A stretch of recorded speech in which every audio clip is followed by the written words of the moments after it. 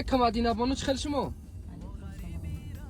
سلامتی خوب کارو خوب؟ سوزی دیگه عید سوز نمیشه برادر. ای سلامت باشی. من حتی نوار کردگی بودم فکر کنم خطران تماشا کردین دربارهش من حتی صحبت کردگی بودم و میخوام که شما خودتون با همین چیز یک روشنی اندازه که سبب در چی بود که شما ترک همین بلوگری کردید.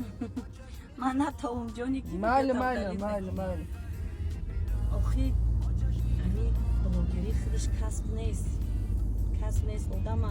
وهم میکنه میبرداره این قطی جنگ او قطی جنگ این خیل اینجا درو بگو اینجا راست بگو دل ما گرفت الحمدلله یک زندگی آرام موسوده به حیام چیزا توری فرزنده و من فهمیدم مدینه بانو سببی بس کردن تو نه که شما یک 4 مصرع گفتید من فهمیدم نه که شما در ساحه سرایندگی بازخوانی در آمدگی بودین انا در این ساحه هستید شما یا نه انا این ساحه از این ساحه هم برآمدید فهمم مدینه بانو خیلی مدینه بانو من رنگ شما رو یک کمری 4 می‌داشتم این پیشم پریسم من کنش نه بس چی میکردم میشه صادق باش راستگو باش در همین ساحه که از دیروز قول باش همه را اینا که دست در پیش برات بگه احترام کن میشه. دوستان عزیز با کسانی که رکلام در کار باشد خو اتمی خو فابرنی یگون شرکت های نو برپا میشوند یگون اینترنت مگزینی که نو میکشه این مگزینتون من میتونم اومده سیختن از نزدیک بالوخ نشانه خشو رکلام کرده در سایفون بگذارم 50% سکیت طرف سی رکلام اوندا فقط خواهش میکنم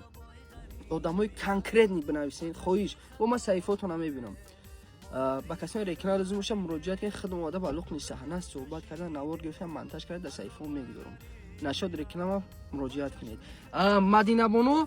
بار دیگر میخوام با شما بگم که خداوند کنه که زندگیتون همیشه آرام برود هیچ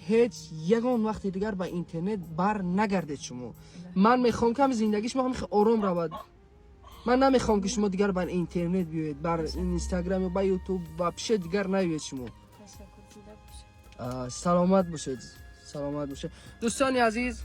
خداوند نگهبانتان باشه من خواستم آخران نوار نشد مدینه کنم سلامت باشید